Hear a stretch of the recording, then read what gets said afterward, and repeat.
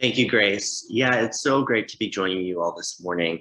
I'm really looking forward to getting to know, all the folks with Christ United Methodists. Been really interested to hear from Grace about the kind of intentional work that you've all been doing to read and learn and discern where you all fit within these systems of injustice that we've been really seeing over the past few years, and how you can take your part in the action. But just to ground us a little bit in the purpose of this conversation, I'm here to tell you about more about myself, my background, and to learn about all of you and your congregation, and then to give you an update on Isaiah, the work that we engage in and have been moving, and how you might be able to get involved. So to start off with a little bit about myself, I'm not from Rochester. But I grew up in Faribault, which for those that aren't super familiar with the region, that's about an hour away northwest of Rochester, kind of situated between here and the metro. My dad's family has been in the Faribault rural area outside of town since the 1850s, settled at that time as Czech and Irish immigrants, and we're kind of part of a farm working class community. And my mom's family is from kind of all over, kind of a line of businessmen. And so growing up, I definitely felt very much of a class divide within my own family that I didn't really, consciously understand as that at first. But as I grew older and became more engaged in understanding of public life, it became clear to me that's what I was engaging with in my own family, and got me to be really interested in politics and political dynamics. On top of that, my dad's family is Catholic, but my mom and her family are Episcopalian, and so I was raised in the Episcopal Church. Growing up as a kid, feeling like an outsider a lot of times, it was really in the church and within youth group within the Episcopal Church that I really found that safe space of beloved community where I could find connection with one another and find that faith wasn't just about what you hear in church or what you sit through during the sermon or what you try to memorize in Bible study, but really about taking those faith values that you learn through all of those things and enacting them in our own personal lives, and if we take it further, into public life as well. So as a teenager, I started to get involved in Minnesota politics, and then ended up applying for school on the East Coast and going out east, leaving Minnesota to study politics. But the more and more I learned out there, I realized that I was always reflecting back on Minnesota, that I really cared about the rural community where my dad's family was from, working class folks struggling to get by. And that, especially with the political turmoil we've seen over the past 5 years, after I graduated, it was clear to me that if I really cared about not just politics, but people, I needed to come back to where those people that I connected with most were, back to Minnesota, and back to southern Minnesota specifically. So that's what brought me to the work and back to southern Minnesota, and eventually here to Rochester, where there's so much work to be doing and so much to organize here. I do want to take just a brief break from my kind of diatribe to get some comments in the chat, and if a couple people want to come off mute, just to introduce yourself, your name, and what brings you to the conversation here this morning. So I'll wait for some comments in the chat, and if anyone wants to come off mute and share too, that would be great. My name is Elizabeth McCauley. Oh, sorry, I just stopped. Oh, sorry, Marita. It's okay. Go ahead. I'm a lead pastor of the congregation, and I served as president of an Isaiah affiliate in Duluth called Bond back in the day. So I drank the Kool-Aid. Thank you, Elizabeth. I have heard of your work, not you personally, but of Isaiah's work a number of times, and am particularly interested in the work that you are doing on the rights of immigrants. And it seems so clear that we would be moving forward, but I would be particularly interested in your perspectives now where there have been so many children coming, and what we should advocate doing. Yeah, thank you. I'll speak to some of those things later on. Is there anyone else that would want to introduce themselves in the chat or come off mute?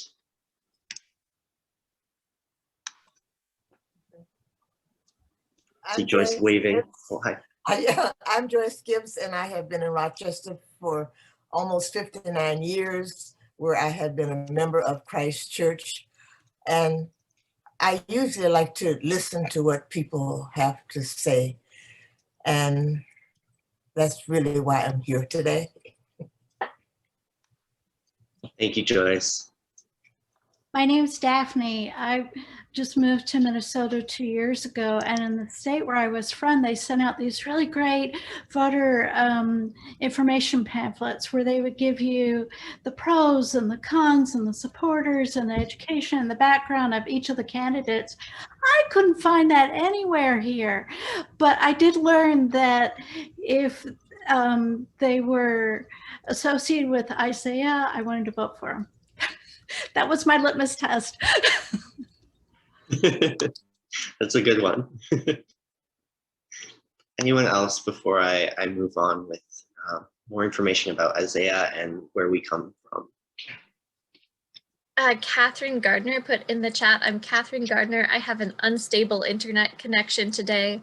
I appreciate the sense of action associated with Isaiah. And Catherine is the chair of our Missions and Social Justice Coalition within the church. So she knows what our people care about. Great. That's really great to hear and great to connect with some of you. And I look forward to having more direct and interpersonal conversations with more of you here. But to kind of dig into things of the business, Catherine kind of put it really well there, the sense of action that we associate with Isaiah. That is what we aim to do. Isaiah is a home for people of faith and people of shared values who are acting collectively and powerfully toward racial, economic, and climate justice in Minnesota. So what does that mean, and where does that come from? You know, how did a faith-based organization end up in this sort of work? Isaiah was formed in about 2000, bringing together a number of other faith-based community organizations that had been in existence since the 1980s, and maybe that Bond group that was mentioned was one of those kind of coalition of groups that came together to form Isaiah in the 2000s. And it looks like I've got a thumbs up from Elizabeth, so that's maybe right on track. You know, bringing those coalition of organizations, faith-based community organizations together into a broader coalition, working across the Twin Cities and the suburbs, but also across greater Minnesota in areas such as St. Cloud and Wilmar, Northfield, Red Wing, and now Rochester, and growing in other communities as well. And so we draw the name from scripture, from Isaiah 58:12. One translation of which is, "You shall be called the repairer of the breach, the restorer of streets to dwell in."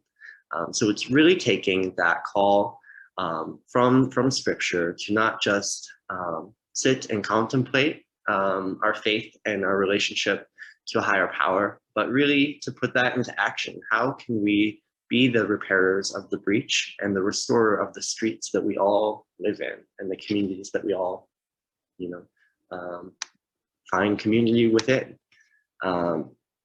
And in the last couple of years, it's been really exciting.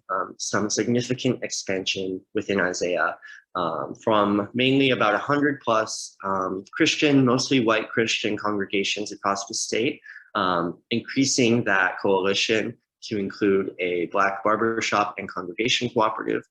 So working to build greater connections and be in partnership with these really important community establishments within the Black community, establishing a Muslim coalition and strong partnerships with mosques across the state. And they've become a really strong coalition kind of at the core of our leadership, especially some of the the prominent mosques in the Twin Cities, a Latino Coalition, a Kids Count on Us coalition that organizes about 500 plus independent childcare centers and their operators, staff, and parents.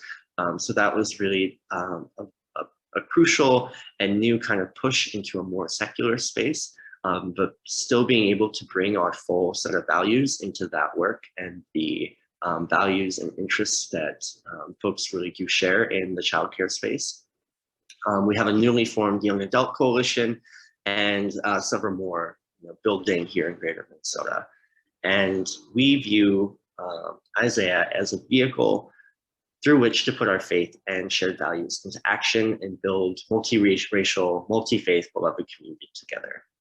And so there are many tools in the toolbox of how we go about that and how we make our strategies and priorities clear and put into action.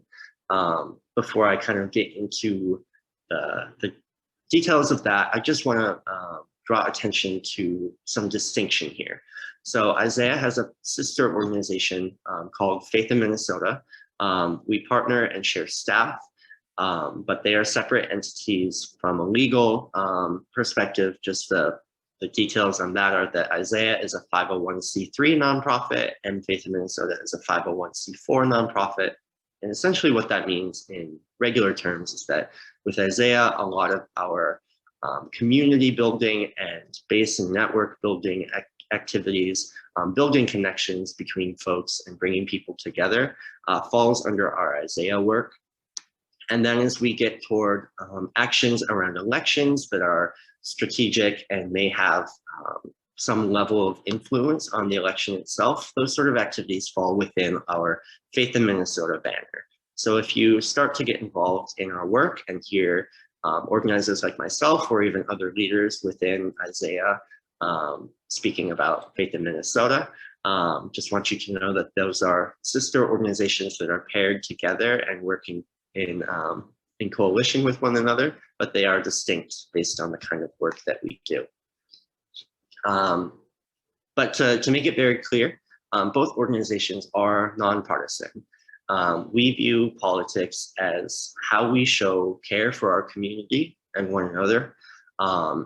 It's not a sport like it's often portrayed in media, not a sport broken into teams of red jerseys and blue jerseys. Instead, it should be really about us and our community, and most importantly, our collective decision-making process. So our vision is, our system of democracy combined with our passion and vision for bringing forth beloved community is our version of bringing love into the public sphere. So I don't think that any one party can fully encompass one's values. And our job is not necessarily to find some ideal middle ground between the two parties. Instead, our goal is to stay rooted in what our values and vision are, bringing that sense of beloved community and love into the public sphere, and trying to push on the whole system to move in that direction. Part of our vision is that democracy should be much more about us and all the people in this room and in our communities than any sort of party or candidate. As we do get into some of our election related work, we do talk about particular politicians and leadership styles in relationship to what our values are and what our people need. But the focus really is on us and what we need as a community. Because as uncomfortable as it can feel at times, and as I'm sure you've been learning about in the readings that you've all been doing, politics can feel kind of separated from our lives, but the reality is that politics is personal. Decisions are made about us, whether we like it or not, often made without us, but have enormous impact on us and on our loved ones. And so the question we ask is, do we want to be part of that decision making? Not for our own power over others, but for power with one another to further our vision of the common good. And so that's really where we bring faith and politics into coordination. As we bring ourselves into the public sphere, into public life, engaging in politics, we bring our whole selves. And we bring our values into public life, into that collective decision-making process. And so faith communities can have a really powerful role. And nonpartisan doesn't mean neutral, but it does mean committed to our faith and our values and being strategic about working with partners to further those visions. So we are working to create a new people-centered politics in our state, one that's rooted in abundance, where everyone is in and no one is out. And many congregations like yours are doing great work in the community, within your congregation and in the greater community, to try to meet immediate needs that people have, and to learn about systems of injustice and discern how each of us as individuals are connected to those struggles in one way or another. But together we can do more by addressing the systems that perpetuate injustices. So there are kind of seasons to our work, different forms that it has taken. If people have been involved, in the past year in some shape or form, probably with our Faith in Minnesota work, more directly working on campaigns and elections. Right now we have a whole arc kind of built around our ongoing legislative session and what the priorities are that we are advocating for, and working with our local legislators on both sides of the aisle to make it known what our priorities are and how we can be working with them in partnership to see those, come into reality with their bold leadership. So before I get into a few more of the details of what we've got ongoing and how you might want to plug into these certain things, I'd love to hear a little bit more from you all, whether in the chat or if you want to come off mute for a moment to share a little bit. But my first kind of question is, what do your faith values tell you about what we or you want to see in our community? And what do they tell you about bringing forth beloved community? What do those things mean to you in your congregation or in your personal life?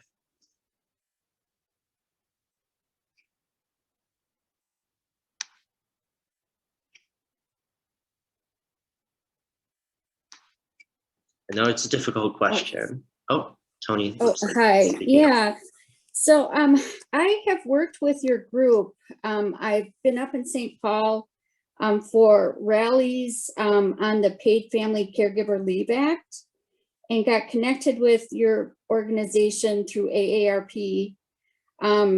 So I know Lars, I've worked with him, but what wonderful work. And I just want to say, I'm used to working with people that have to walk a fine line, of balancing, trying to figure out the best strategy. But I will say that a lot of the ministers, pastors, people that I was with during a rally, they stood their ground and they were going to make sure that voices were heard. And I learned so much about the strength that people can grow to have. And so I want to just tell you that you have a wonderful organization that you're working with, and some great items that you've worked on. Thanks, Tony. I really appreciate that. And you're right. Folks that are engaging in this work are really rooted in those faith values. That's what keeps us grounded and makes it easier to stand our ground and stand up for what we really need. Because when we are rooted in partisanship, it can become kind of like a house of cards, that you can give up on certain things because it's strategic to do so, or you want to gain something else. But when you're rooted in your faith values, that grounds you to what it is that we need to see in bringing about that beloved community. So Daphne wrote in the chat that she would love to see a world where everyone has equal access to healthcare, and that it's horrific to simultaneously belong to a country which spends the highest per capita amount on healthcare, but also have the highest death rate due to COVID. Yeah, I think that connects with a lot of the pain that we've seen in this past year, and that it's pretty clear that we're not yet at a place of beloved community in this country when we are unable to come together around some of these most serious crises. What else do people have thoughts on for how how they see their values being violated out there, and how you want to see your values being further lived out in the community. I think my faith teaches me to look at systems of power for injustice and look at who doesn't have power and how those groups, those individuals can be lifted up to have that, and how we can be a part of that. When I think about you know, the healing work of Jesus and all of the people who were, you know, kind of written off or reclaimed. And I think that's incredible. I think we've got a lot of people we need to reclaim and lift up and make comfortable and welcome into the world with what power we have to do that. And I also have to say, I really believe in grassroots organizing and bottom-up change. And I think that's something where my faith and Isaiah meet nicely. I think that Yeah. one of the big issues for me is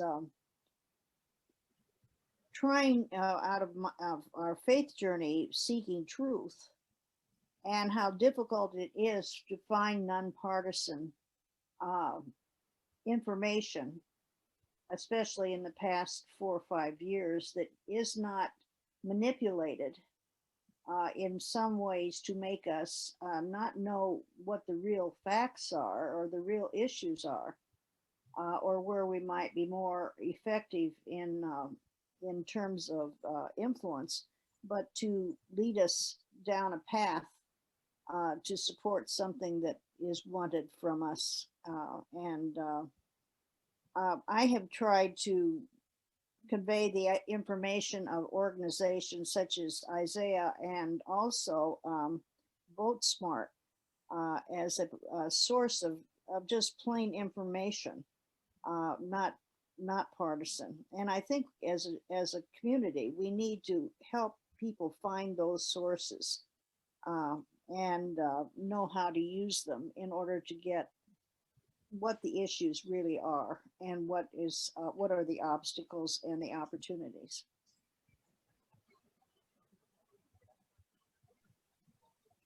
Yeah, absolutely. Thank you for sharing those things, Eileen and Grace. I think you're right. I hear a lot from folks that the news used to be the news, and that was it. You watched the news, and that was the news. And now, even though that doesn't tell the whole picture of how things exactly were, now it's much harder to find just the news.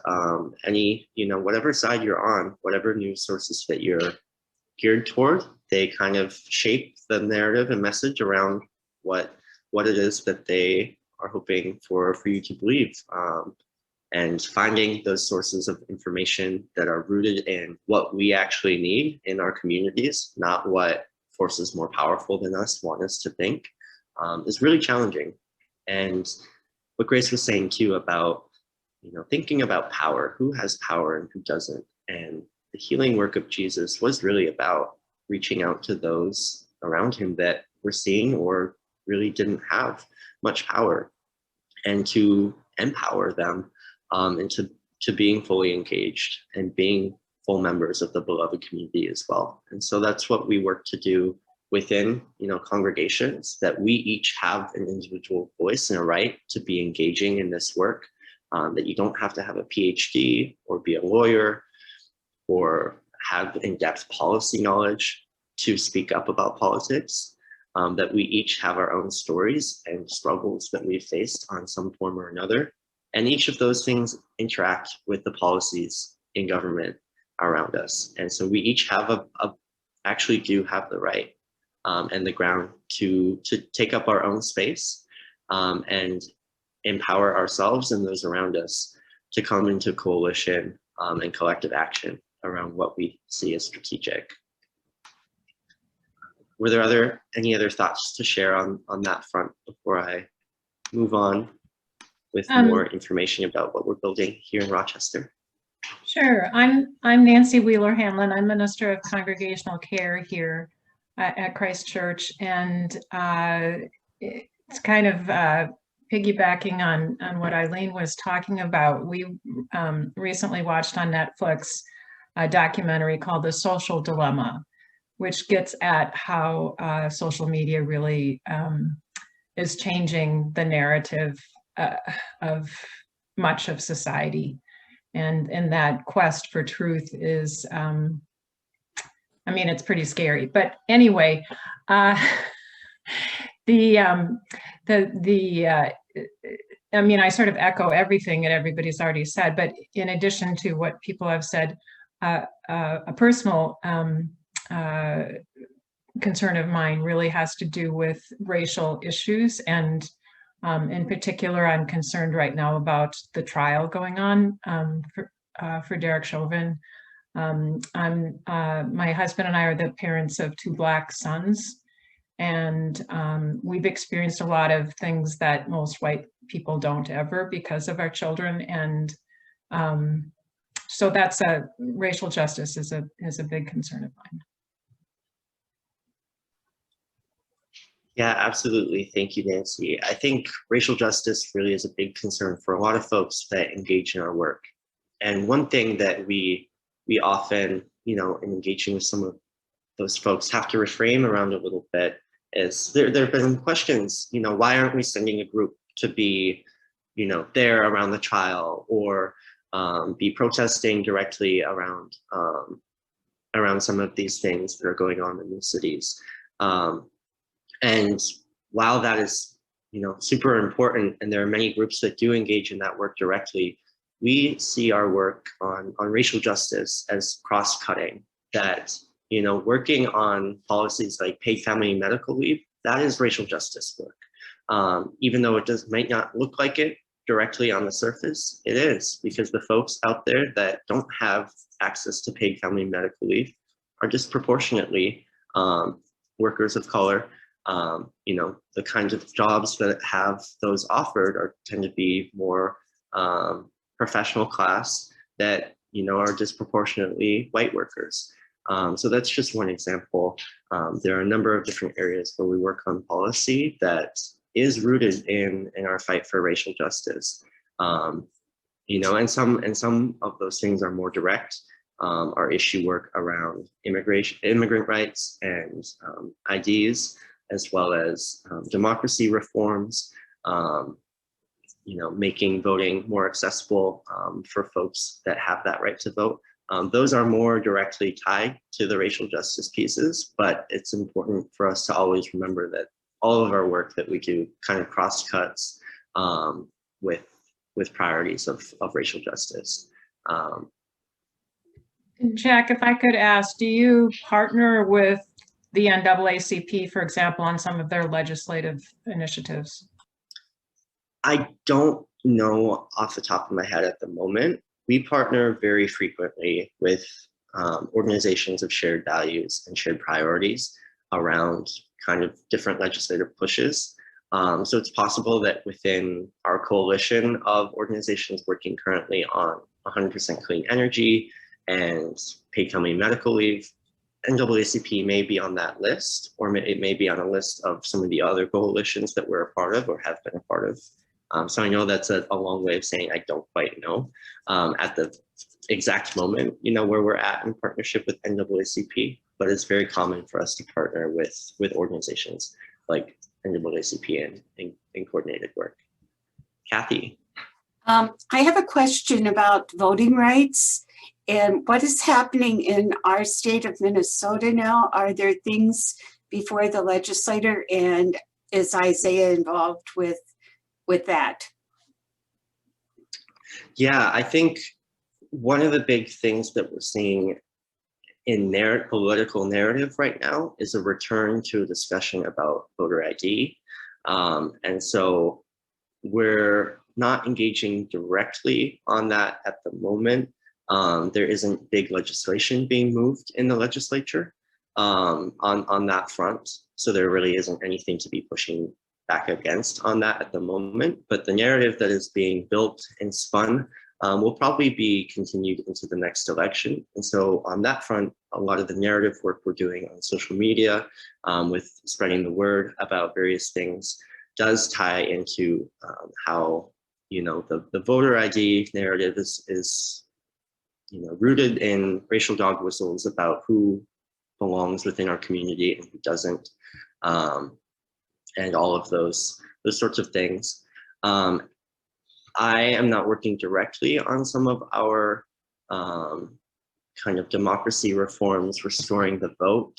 I know that there's work in the Minnesota House of Representatives on those things, but I'm not working with a coalition that's directly involved in that right now. But I know that work is going on within Isaiah. It looks like there's a question in the chat. I just realized that my battery is low, so I'm going to plug in my computer quick. If you would want to read that question aloud, Grace, while I do that quick. Yep, you bet. Elizabeth says, Jack, if you're willing to talk, are you willing to talk about the building blocks of Isaiah as I understand it, one-on-ones, and how you help churches build self-understanding and coalition, and then bring that into the larger work together?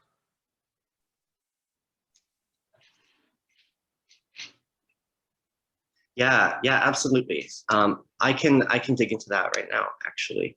So what we're working to build here in Rochester is kind of what I've talked about, a multi-faith, multiracial, beloved community made up of Christian congregations, Muslim communities in town.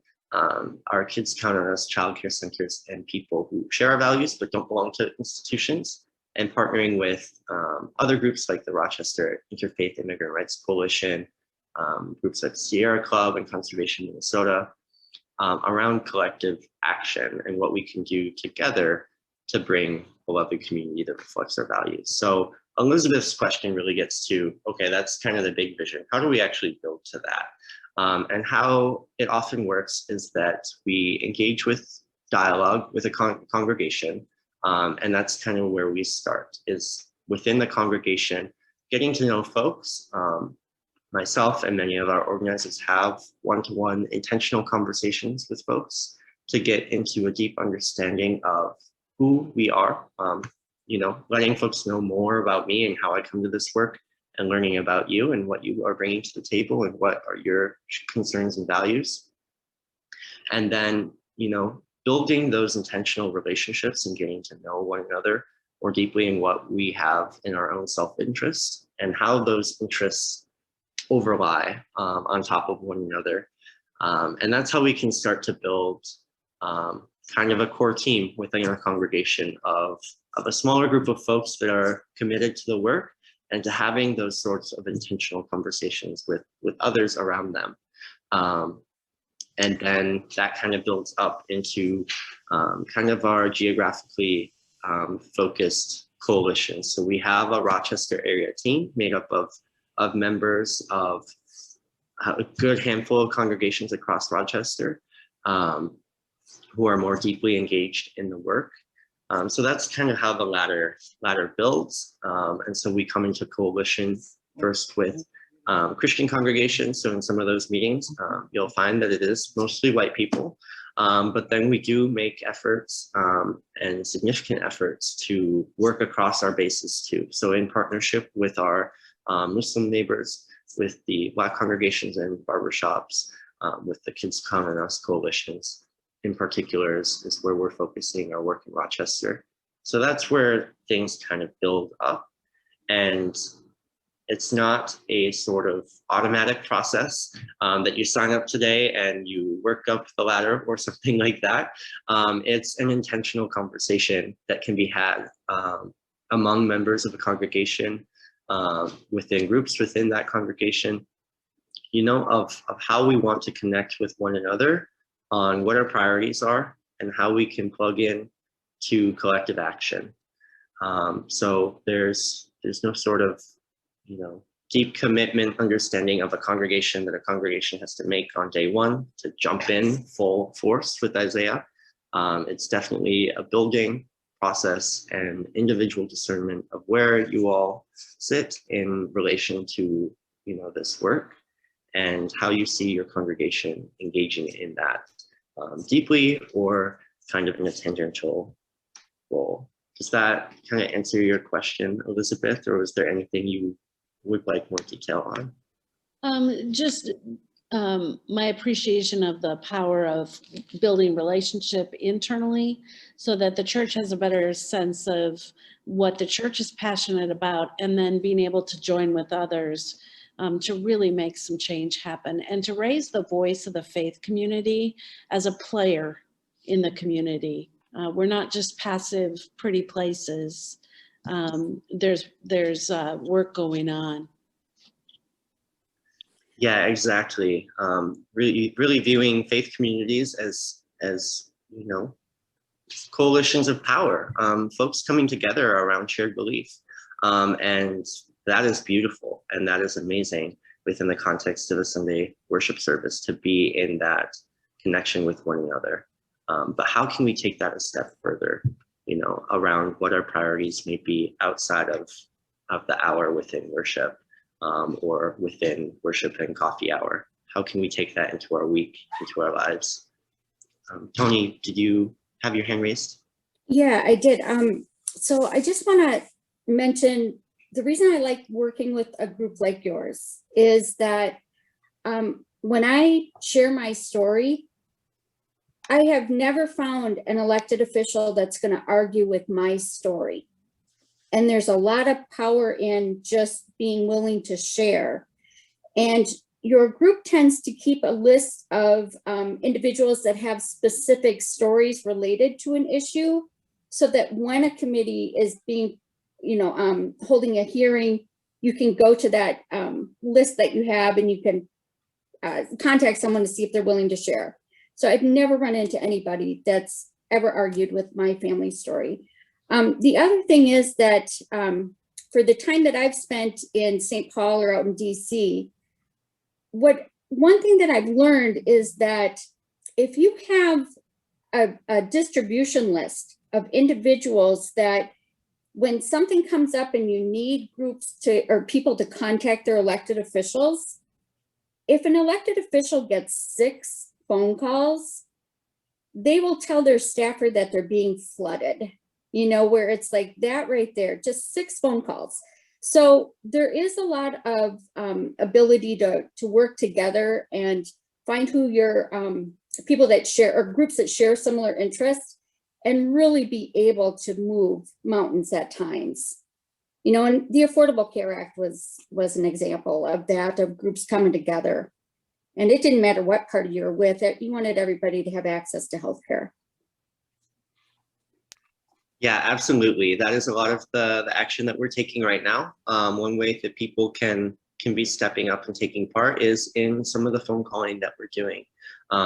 Calling both directly our legislators and calling folks in our communities to talk about the issues and encourage them to call their legislators too, because you're right. 6 to 10 voicemails about the same subject really gets a legislator's attention. If you have 30 calls, that'll probably fill their voicemail box, and that's all they'll be waiting through in the morning.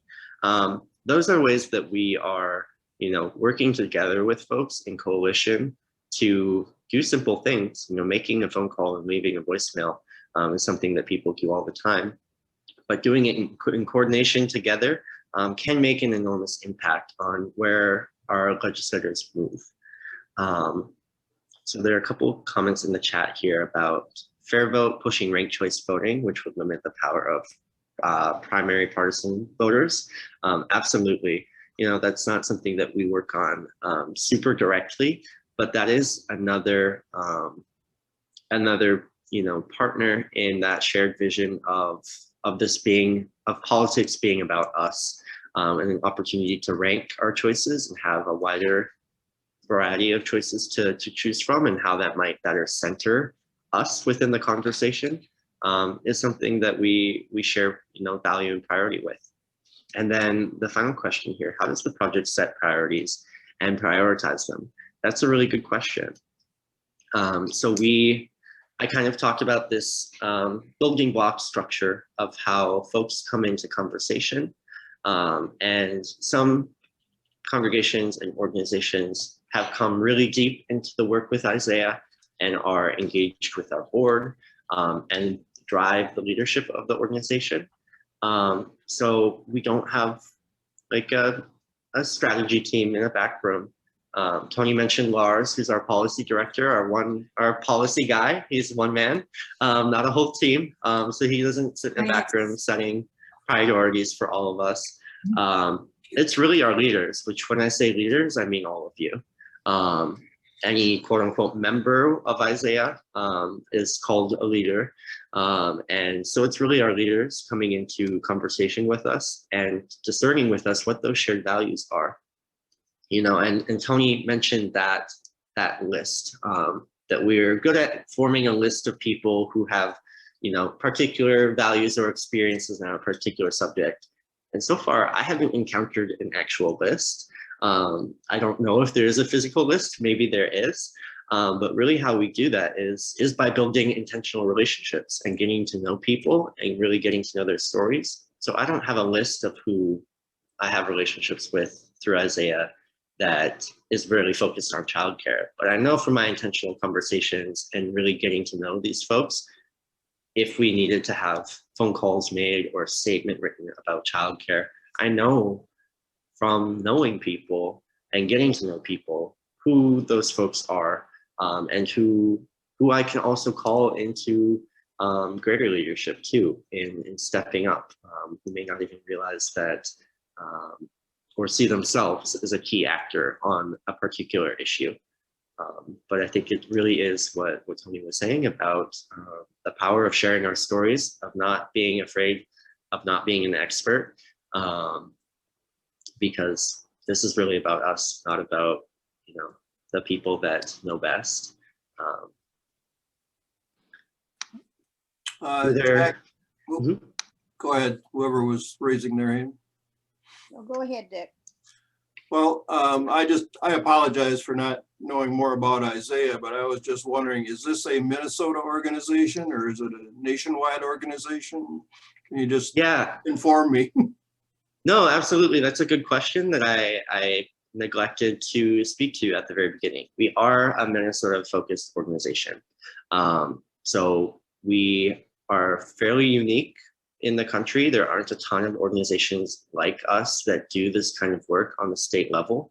You know, of course, everything that we do still exists within the context of what's happening at the federal stage. That does drive a lot of the conversation, especially over the last 5 years. It does drive, you know, people's understanding of what's happening in politics because national media covers national politics. But what our main focus is, at least, you know, in this moment in particular, is state politics, what's happening at the state legislature. Part of our mission is to raise consciousness of what is actually happening, what's on the table at the legislature. It's not something that's easy to follow, that's easy to stay attuned to, unless, you know, even if you get the Star Tribune every day and you read it front to cover and are really up on state politics through that, there's still so much that you can't get from our media sources about what's happening in state government, partly by design. You know, for a long time, state legislatures and state government has operated without too much interference from regular people. We focus on other things and they focus on writing the laws, and you know, that's fine and good, but it's our aim and goal to bring people into the power system, into that conversation. So yes, we focus on Minnesota politics primarily, and we don't have any work that operates outside of Minnesota at the current time. Thank you. Yeah, absolutely. Thanks for asking the question. Eileen. I'd just be interested, it seems to me one of the problems in terms of community and getting action in the community. We've had a very good example of how that was done through a process with MCCI and looking at childcare. But for most of us in our congregations, there are such a myriad of issues that it is very hard to look at cooperative action, especially action that is not specifically maybe in our community, but is something in the state that needs to be addressed. I'm just wondering if you have any examples of congregations who have found a model of how to choose maybe a focus for a quarter or something, and find a way to get the congregation fully informed and then see the action, whether it be calling or whether it be writing or whether it be showing up or whatever, to align the energy around an issue. That is a really good question. This is the moment where I've been doing good so far, and now I wish Catherine were here. Catherine has been with Isaiah for about 4 years. I've been with Isaiah for about a month and a half. So I don't have that experience of seeing the long-term arc of a congregation going from a conversation like this to kick things off to, you know, a year and a half later when they're deeply engaged and have discerned where they want to focus. I know that it varies from congregation to congregation. Some congregations really do come with this together and have a strong core team and a strong sense of here's what our priorities are and what we want to do as a congregation, and bring that to Isaiah. There are other congregations where our partnership is, the numbers are there, but the partnership with the core congregation structure is not super strong. And so there are many members from a congregation that joining Isaiah's work across a number of different policy and issue areas, but not necessarily in deep coordination with one another. So the sense I'm getting here is that there's a lot of intentional work together in this congregation. So there might be a greater sense of, you know, folks discerning together. Do we want to be focused on climate issues or focusing on racial justice and how that connects with the state legislature and the policies there? So that isn't a great answer to your question. It is a very good question.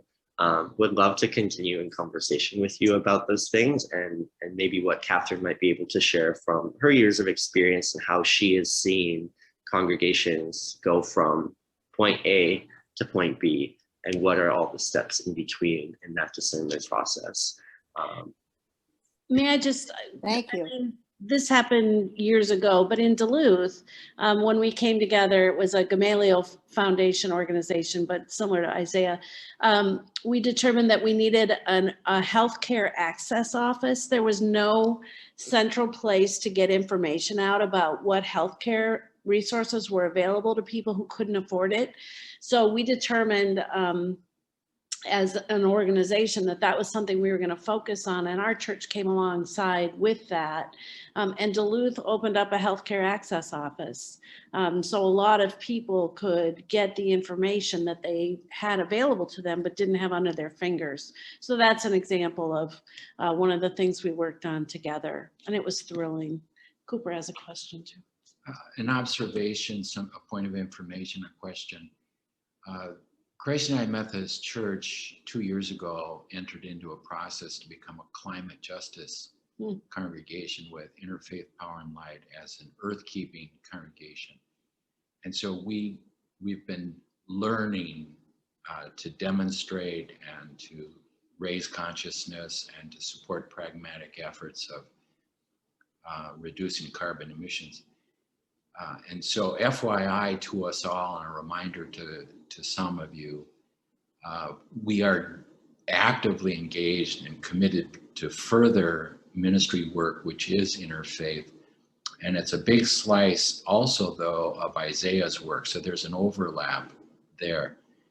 The second thing is, by the way, Jack, Isaiah's fabulous, thank you, in my opinion. So we're glad that you're here and sharing as you are. On Minnesota Public Radio recently, I heard a member of Isaiah speaking to radio audience throughout the upper Midwest and made this challenge, which I really felt personally. And the challenge was, amidst so many of us progressive-minded communities of faith, Christians in particular, there are growing numbers of informational gathering sessions with the occasional action of making a phone call, writing a letter to our congressperson or to our state legislator. Very little, however, on balance, translates into visible, direct action which makes visible change or attempts to. And the conclusion of the caller was this, from an Isaiah perspective, well trained, I'm sure. What we white people in particular need to be able to do is identify what is really in our own personal self-interest that would motivate us, maybe even impassion us to get into the sometimes nitty-gritty business of action, of direct action. And having been in social justice my entire career, that really felt indicting and challenging and inspiring all in one. And that is to better identify beneath the layers of privilege that so many of us live with, a deeper self-interest that helps motivate us and convict us into important work of racial injustice, for example. Thank you.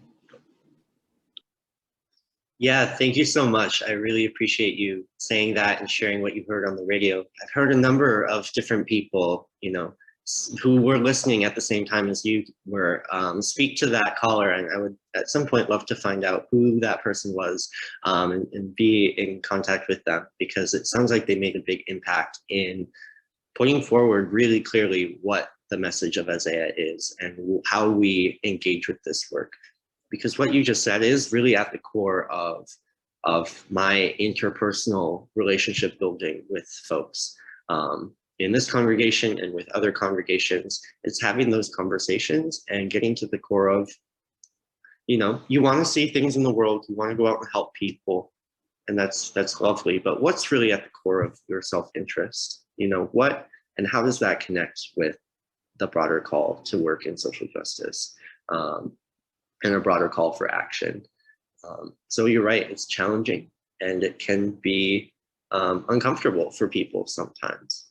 But to build a greater sense of solidarity that isn't just, you know, with our own white congregation members, it reaches out beyond to our Muslim neighbors, our Black brothers and sisters, you know, our Indigenous communities, and immigrants in our communities as well.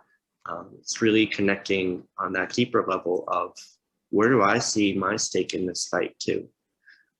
So that can be difficult and uncomfortable sometimes, but it is kind of at the core of how we, you know, work to engage and build a deeper sense of community, not just show up at this and check the box and make the call and go home, but actually building relationships with one another and a deeper sense of solidarity of what we all really need.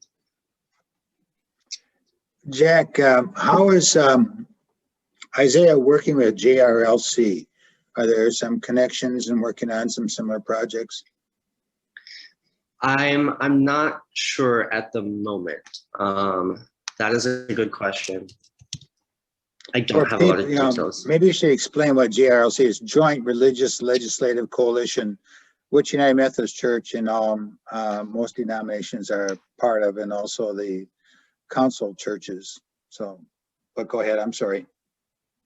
Yeah, I would have to talk with our kind of lead organizers about how some of that broader coalition work kind of plays out. So I don't have a good answer for you on that right now. My focus is on Rochester and building with congregations here. So that's my direct knowledge in the past month and a half of how long I've been on board. But that is a good question. I've written that down to follow up with more detail on that. Joel has a good comment in the chat that several years ago he tried contacting our representatives to talk with an issue about him, and he said that he had met with the Chamber of Commerce about it and that was enough. I mean, that's another core piece of what we're trying to do here, is that you don't have to be the president of the Chamber of Commerce to have the ear of your local legislator. They may think that sometimes, and they may give responses like they gave to Joel, that I don't actually have to listen to you. But when we come into a Zoom and when we get back to regular life, come into an office at the Capitol with 30 people who have the same priority and value that's much harder for them to ignore. And so that's what we're really about, is building out people's power to take on, you know, the change that we want to see. I'll give you an example of that. My brother lives in a group home here in town, and he does a lot of advocacy on behalf of ARC. And then there's other groups that go up to St. Paul. And one of our elected officials happened to be the Senate Majority Leader. And this group had a meeting set up with him. And he just told his staffer, I'm not going to meet with the group, you know, for whatever reason. And then when the staffer says, well, we have 50 some people waiting for you to talk with you, he was there within minutes. So the power of numbers can really come into play, you know, just what you were saying. Yeah. Yeah, exactly. Our local leaders have their own conceptions of power and what matters to them, who has power, and how that means that those people matter to them. And so if we, you know, operate within that same framework of, we want this, but we don't have the power to ask for it or advocate for it, how do we build that power to get there and into those conversations? That's the approach that we take and have been taking. You know, having lobby meetings this past legislative session with our local leaders, you know, attempting to move them on issues and, you know, ramping up accountability on them as the session starts to come to a close. It ends in May for folks that don't know. And it's a budget session, which is super important. It'll set the budget for Minnesota and our investments as a state for the next 2 years as we grow and rebuild out of this economic and public health disaster that we've been in. So it's really a critical moment. And if people don't have more questions, or maybe if they want to save, you know, some deeper questions for the minutes after our conversation, where I can maybe have some more in-depth conversations with folks. If folks don't have any quick questions to ask here, I'll move on with a interest form of some actions to get involved in that are upcoming, and just a little bit of description about what is on the docket for folks to plug into upcoming here, and how that connects with our larger vision. All right, I will dig into that here. So I'm putting in the chat a link to a form that'll open in another window that will ask you some questions, basic information about yourself so that we can get back in touch with you, and then how you would like to be involved in our work going forward. So the big question you'll want to look at is, I will advocate for a people and planet-centered agenda this legislative by joining Isaiah's list of things. The most important piece that we're directing folks toward is our in-district legislative event on Saturday, April 10th at 10 a.m. This will be a conversation rooted in our stories and what our communities need to thrive. Kind of just exactly what Tony was talking about, rooted in our stories that we'll have planned ahead of time. And hopefully all of our local legislators will be there with us. So districts 25 and 26, for folks that don't know, are 2 Senate districts in Minnesota that cover parts of Rochester. So we're split as a community between being covered by 2 senators and 4 representatives. And so far, we have a number of those folks committed to being there with us on the 10th. Senator Nelson will be there, Representative Bolden will be there, Representative Liebling will be there. We're pretty sure that Senator Senjum will be able to make it, as well as the 2 other Republican legislators that cover just very small parts of Rochester and areas outside of town. So it will be a moment for us to be coming together as a community of folks that share values, not just in this congregation, but in congregations across Rochester, in the Muslim community, with our Kids Count on Us childcare folks, to be in conversation and dialogue with our local legislators, let them know where we stand in relation to the priorities on the table this legislative session in relation to paid family medical leave, childcare, environmental issues, democracy-related issues around voter ID and expanding the vote and all those sorts of things, and education, all of which have a people-centered focus that cross-cuts across racial justice and multi-faith action. And it will also be a moment for us to start to kick off accountability actions as we head toward the end of the session. What can we be doing to make sure that the priorities that we lay forward and the responses we hear from legislators that day, that we hold them accountable to what they say that they're going to be doing for us, the community that they work for, that our tax dollars, pay their salaries, that we make sure they're listening to us and hearing our perspectives and not just the lobbyists and other folks at the Capitol who have their direct ear. So that'll be kind of the biggest event coming up in April, on April 10th. So if you would like to be a part of that, please select that on your form. There is an agenda planning meeting later this week. So if you are really jazzed up by this prospect of meeting with our legislators in a large forum of hopefully 200 to 300 people on Zoom, let me know. Stay on the call here at the end, and I can let you know more information about our agenda planning meeting later this week and how you might be able to get involved. Other things on the list here are just signing up for our email list, which has legislative updates and strategic actions that you can take, legislators that you can call on a particular issue, or social media posts that you can be making if that is your gig. We also have this very week something that folks can jump into right away. If you are passionate about childcare issues, if you know nothing about childcare issues and you want to learn more about them, or are anywhere in between that spectrum, this upcoming Tuesday at 10 a.m., we're having a Kids Count on Us Childcare Coalition Childcare Lobby Day. So we'll be meeting with our local legislators to advocate specifically around 3 pieces of legislation that are on the table. 2 of them are being carried by our local representative, Liz Bolden, and then a 3rd one is being carried by Liz Bolden and has a number of other sponsors on it, including on the Senate side, Senator Nelson, which is, not for folks that don't know fully, Senator Nelson is a Republican, Liz Bolden is a DFLer, so it's not always super common that they're working on the same bill together. But one of the bills that we are going to be talking with them about is a bill that Senator Nelson has signed on to. There isn't a hearing for it yet, so that'll be the next push. And thank you for coming on board and being in this childcare work with us, pushing for a better system that works for all our young families so that they can afford the care they need.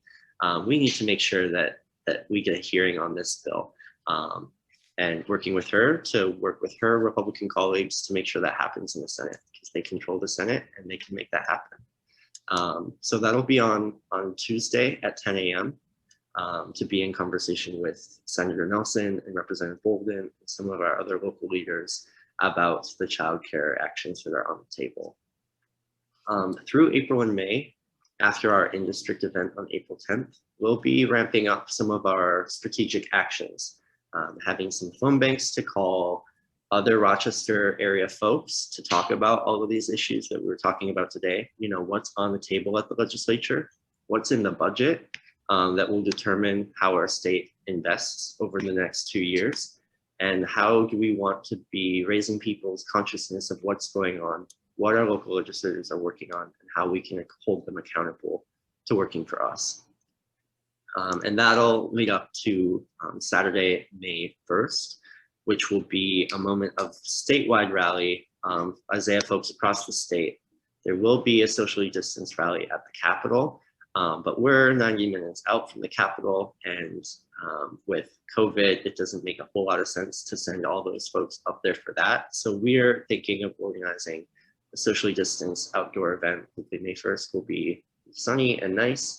But to kick off our end of session actions around lit dropping and phone banking, and advocating for our full agenda through the end of the legislative session. So that was a little bit in depth explanation of what some of these actions are on this interest form. Does anyone have any questions about these? Kathy?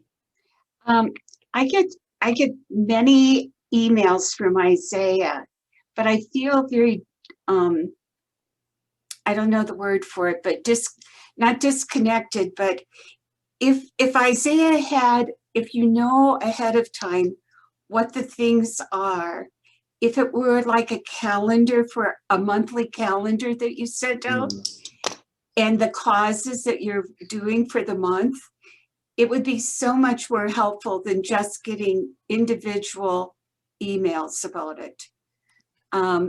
Because I just, you know, when you get so many emails every day, sometimes you overlook some things. So if there's some way to pull that together. Yeah, absolutely. I definitely relate to that, just as a private citizen who, before working with Isaiah, you know, was engaged with the organization like you all are, just as a personal individual. And the emails can get overwhelming. You know, all the emails that we get in our daily life, along with emails with updates from Isaiah. And so that's one thing I think that we're working on. I love the idea of a monthly calendar with actions sort of laid out in that sort of sense. But I also know that actions and things to engage in, especially during the legislative session, can come up 2 days or 3 days before we need folks to kick in. So that's sometimes the purpose of some of those individual emails that may build up to feeling like a lot, but ultimately are to call people into quick action when we need to make a quick maneuver or move, because things happen pretty quickly at the Capitol. So I definitely relate to that. And I know that we're in conversation with our comms team about how we can streamline some of those communications. But I appreciate you sharing that. Are there any other questions that people might have about the interest form and the events on that, or just about our broader work and where you all see your own partnership with us in our work headed?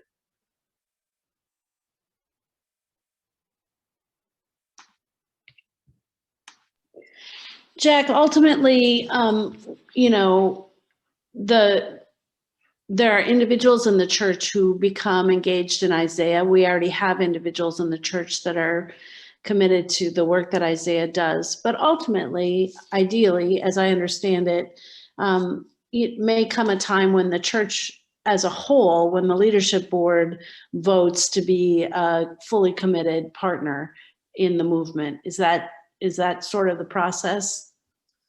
That can be the process. That's not what I'm asking folks to directly think about today. That is definitely a process that can be discerned within the congregation, though.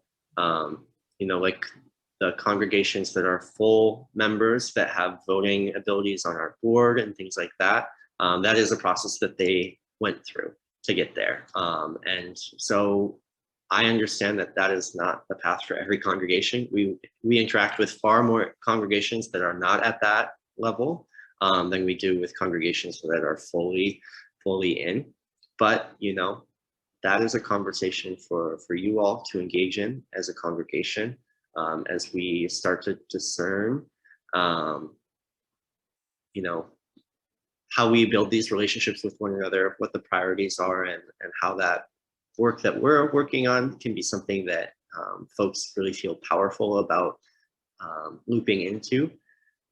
And as that, you know, progresses, I think that can be a conversation that definitely can develop within the congregation, if that's where you and folks are at. So I appreciate that question. Are there any more thoughts? Otherwise, I think we've been on here for a little bit over an hour now, so I really want to thank you all for taking the time to be in conversation, to listen, and hopefully continue to be involved. If folks that have any other questions or want to be in more direct conversation, want to stay on, I will hang out with Grace for a few more minutes. But otherwise, I'll turn it back over to Grace to see if there's anything we want to close out with. But thank you so much for being here. And it's been lovely to be in discussion with you all.